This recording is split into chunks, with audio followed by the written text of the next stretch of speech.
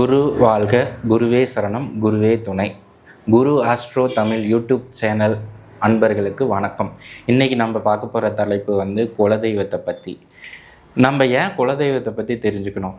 அதாவது நமக்கு ஒரு கஷ்டம்னு வந்தால் முதல்ல நம்மளை ஓடி காப்பாற்றுற தெய்வம் குலதெய்வம் தான். ஒருவருடைய குலதெய்வம் அவங்களுக்கு முன்னின்று காக்கும் தெய்வம் தான் குலதெய்வம். நம்ம பிறக்கும்போதே குலதெய்வத்துக்கும் நமக்குமான இணைவு ஏற்பட்டுருது. அது எப்படின்னா, பிறந்த உடனே நம்ம என்ன முதல்ல பண்ணுவோம்? முதல்ல குலதெய்வத்துக்கு நம்ம முடி காணிக்கை கொடுப்போம் நம்ம குழந்தைகளுக்கு. அதனால் குலதெய்வத்துக்கும் நமக்குமான தொடர்பு நம்ம பிறந்த உடனே ஏற்படுத்துறது. அதே மாதிரி உங்கள் குலதெய்வம் தான் உங்கள் வீட்டில் இருந்து உங்களை காப்பாற்றும். இதில் பார்த்திங்கன்னா, நீங்கள் ஏதாவது ஒரு சுப நிகழ்ச்சிகள் உங்கள் குடும்பத்தில் நடக்க போகுது அப்படின்னாலும் உங்கள் குலதெய்வத்தோட அருளாசைகள் இல்லாமல் அது நடக்காது. அதனால் என்ன பண்ணுங்கள், ஏதாவது ஒரு சுப நிகழ்ச்சிகள் நடக்குது, இல்லை எங்கேயாச்சும் கோயிலுக்கு போக போகிறீங்க அப்படின்னாலும் நீங்கள் உங்கள் குலதெய்வத்துக்கிட்ட முதல்ல ஒரு அனுமதி வாங்கிட்டு நீங்கள் பண்ணும்போது, நீங்கள் அந்த கோயிலுக்கு போகிறதா இருக்கட்டும், அந்த சுப நிகழ்ச்சிகள் நடத்துகிறதா இருக்கட்டும், உங்களுக்கு ஒரு தடை ஏற்படாமல் நல்லபடியாக நீங்கள் அதை செஞ்சுட்டு வர முடியும். உங்களுக்கு குடும்பத்தில் யாருக்காச்சும் உயிர் போகிற கண்டங்கள் இருந்தாலுமே அந்த யமன் குலதெய்வத்தோட அருளாசைகள் இல்லாமல் உங்கள் குடும்பத்தில் இருக்கிறவங்களோட உயிரையோ இல்லை உங்களோட உயிரையோ எடுத்துகிட்டு போக முடியாது. அந்த அளவுக்கு உங்கள் குலதெய்வம் உங்களை காப்பாற்றும். இந்த ஜாதக கட்டத்தில் 5ஆம் இடம் பார்த்தீங்கன்னா பூர்வீகம், குலதெய்வம், குழந்தை பாக்கியம். ஸோ ஒருத்தவங்களுக்கு குலதெய்வத்தோட அருள், அவங்க குலதெய்வத்தோட அருள் இல்லைன்னா அவங்களுக்கு குழந்தை பாக்கியம் தடை முதல்ல ஏற்படும். ரெண்டாவது, பூர்வீகம் சம்மந்தப்பட்ட சொத்துக்களை அனுபவிக்கிறதுக்கான வாய்ப்புகள் அவங்களுக்கு கண்டிப்பாக கிடைக்காது. அதனால் குலதெய்வத்தோட அருளாசைகள் இருந்தால் தான் நமக்கு பூர்வீகம் சம்மந்தப்பட்ட விஷயங்களும் நல்லாயிருக்கும், குழந்தை பேர் அப்படின்ற ஒரு விஷயமும் நமக்கு வரும். உங்கள் குடும்பத்தில் கஷ்டத்துக்கு மேலே கஷ்டம் வருது, பண வரவு திருப்தியாக இல்லை, வரவுக்கு மேலே செலவு வருது, குடும்ப உறவுகளில் அடிக்கடி சண்டை வருதுன்னா அதுக்கு முக்கியமான காரணம் குலதெய்வத்தோட அருள் ஆசைகள் இல்லை. அதனால தான் நமக்கு அந்த மாதிரி சண்டை சச்சரவுகள் ஏற்படுது. அது ஒன்று.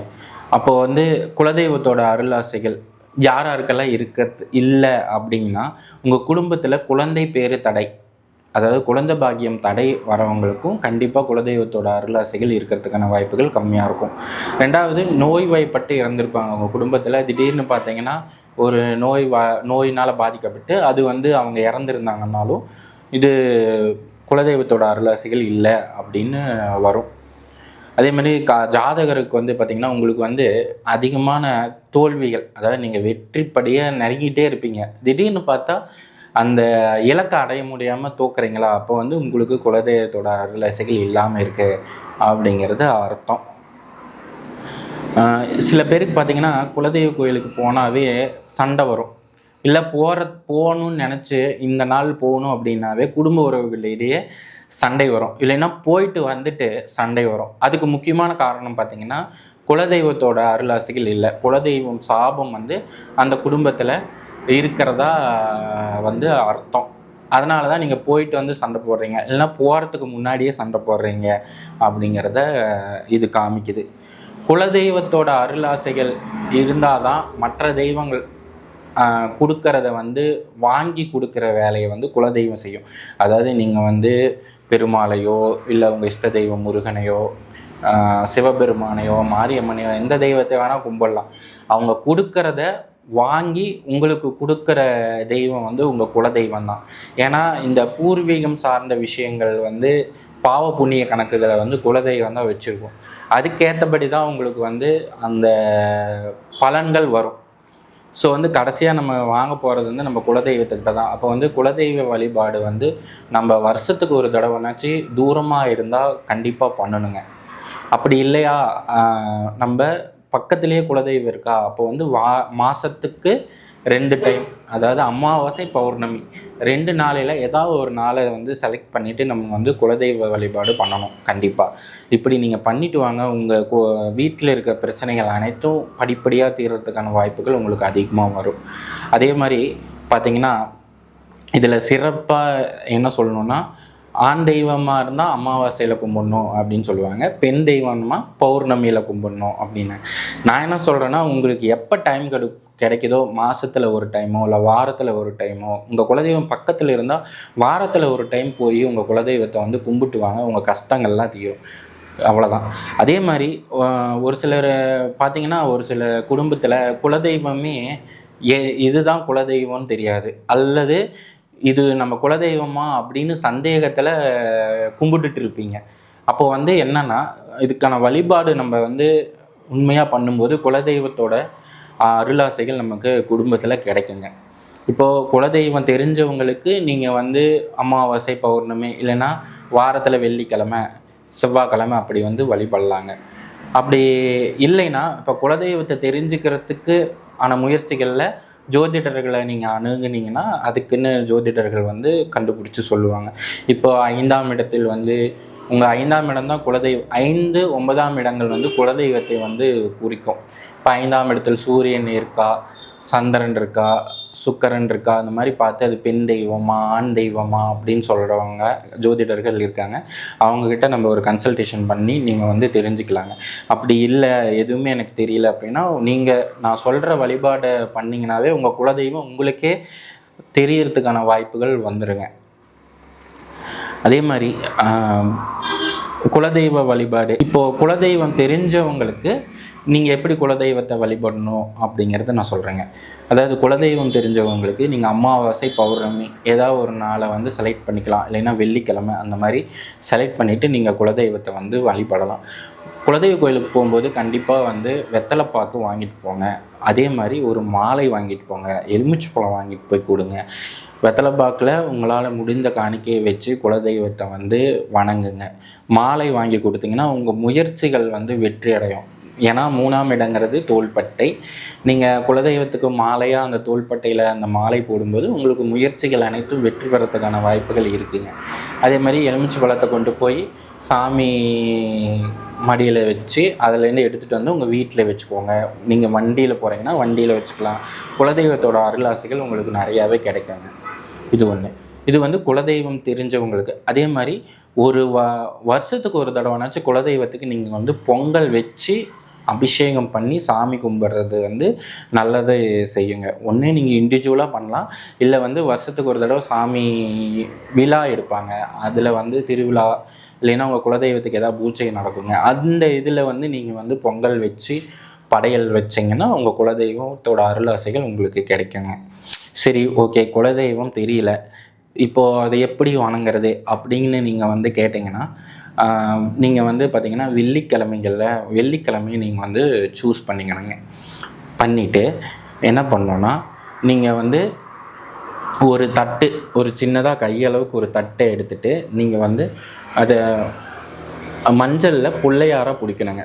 பிடிக்கும்போது என்ன பண்ணோன்னா, நீங்கள் வந்து அதை வந்து உங்கள் குலதெய்வம் பேர் தெரிஞ்சால் அதை சொல்லலாம், இல்லை பேர் தெரியல, இது வந்து என்னுடைய அப்பா, என்னுடைய பாட்டன் வழிபட்ட என்னுடைய குலதெய்வம் அப்படின்னு நினச்சிட்டு நீங்கள் ஒரு மஞ்சளில் பிள்ளையார் பிடிக்கணுங்க. பிள்ளையார் பிடிச்சிட்டு என்ன பண்ணோம்னா, அதில் வந்து குங்குமம் வைக்கணும். பிள்ளையார் பிடிச்சிட்டு குங்குமம், பிள்ளையார் பார்த்திங்கன்னா ஒரு விரல் அளவுக்கு இருக்கலாம், இல்லைன்னா விரலில் பாதி இருக்கலாங்க.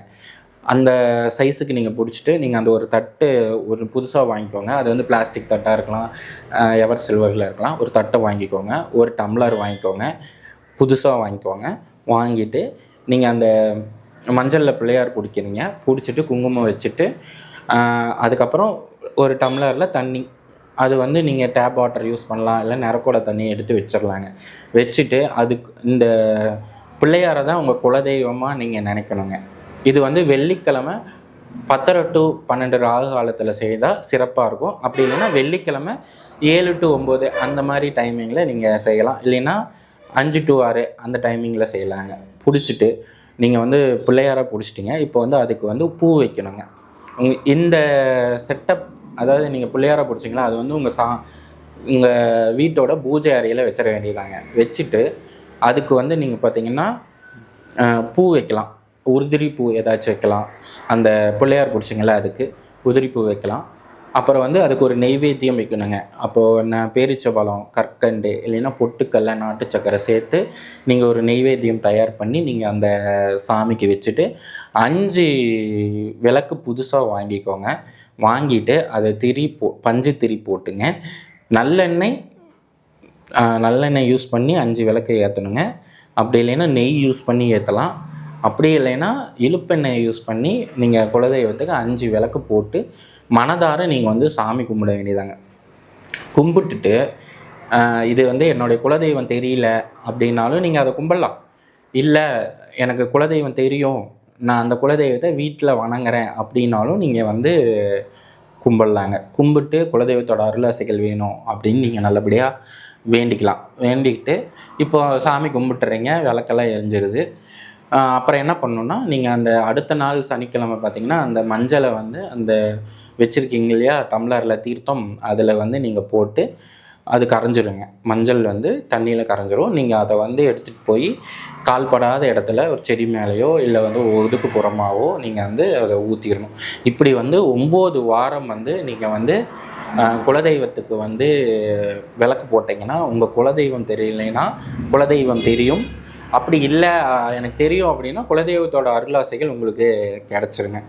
பொதுவாக பார்த்தோம்னா இந்த பரிகாரம் வந்து கொஞ்சம் சக்ஸஸ்ஃபுல்லாக இருக்குது.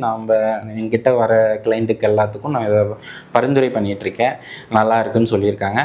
அதே மாதிரி பார்த்தோம்னா குலதெய்வங்கிறது வந்து பார்த்திங்கன்னா ஒவ்வொரு வீட்டோட தலை வாசப்படி இருக்கு இல்லைங்களா, அதில் வந்து இருக்குங்கிறது ஐதீகங்க.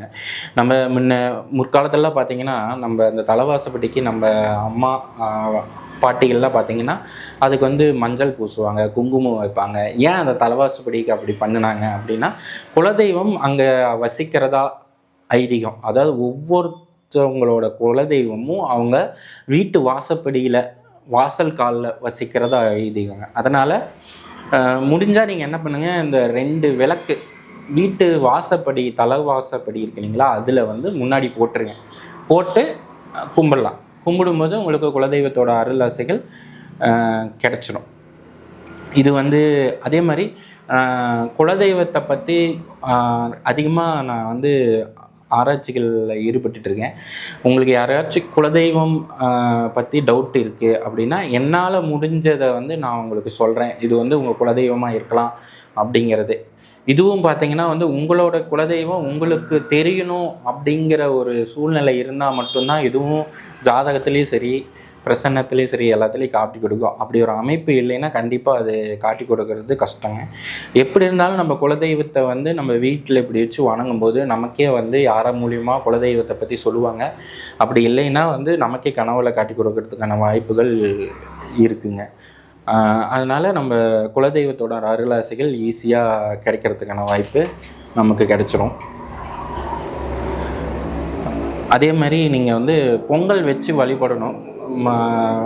பச்சரிசி, வெல்லம் இதெல்லாம் போட்டு சக்கரை பொங்கல் வச்சு உங்கள் குலதெய்வத்தை வழிபட்டிங்கனாலும் உங்களுக்கு ஒரு நல்ல விஷயங்கள் கிடைக்கும். குலதெய்வத்தோட அருளாசைகள் இருந்தாவே குழந்தை பாக்கியம் கிடைச்சிருங்க. பூர்வீகம் சம்மந்தப்பட்ட தோஷங்கள் நீங்கிடும். இப்போ உங்கள் பூர்வீகம் சம்மந்தப்பட்ட சொத்தில் வந்து பார்த்திங்கன்னா பிரச்சனை இருக்குங்க. அது வந்து பார்த்திங்கன்னா மெயினாக வந்து குலதெய்வத்தோட அருளாசைகள் இல்லாமல் இருக்கும். இல்லை சொத்துனால ஏற்பட்ட பிரச்சனையினால் அந்த குலதெய்வத்துக்கு வந்து முறைப்பட்டிருப்பேன். இது மாதிரி எங்கள் அண்ணா இது மாதிரி சொத்தை வந்து என்கிட்ட இருந்து பிடுங்கிட்டாரு, நீ தான் கேட்கணும் அப்படின்னு சொல்லி குலதெய்வத்தோட ஈடுமுறை குற்றம் இருந்தாலும் அது நம்ம வம்சத்தை பாதிக்கிறதுக்கான வாய்ப்புகள் இருக்குங்க. அதனால் இந்த ஜாதகத்தில் பார்த்திங்கன்னா 1, 5, 9 வந்து ரொம்ப முக்கியமான ஸ்தானங்கள். 1னா ஜாதகர், 5னா அவங்க பாட்டன், 9னா அவங்க அப்பா. இதில் பார்த்திங்கன்னா 5, 9 வந்து குலதெய்வத்தை வந்து கண்டிப்பாக குறிக்குங்க. இப்போ அதை ஆய்வு பண்ணும்போது நமக்கு ஈஸியாக தெரியறதுக்கான வாய்ப்புகள் நமக்கு கிடச்சிரும். குலதெய்வம் ரொம்ப ரொம்ப முக்கியங்க. குலதெய்வம் இல்லாமல் எதுவுமே பண்ண முடியாது. இந்த விஷயத்தை வந்து உங்களுக்கு பகிர்றதில் நான் ரொம்ப சந்தோஷமாக இருக்கேன். ரொம்ப நன்றி, வணக்கம்.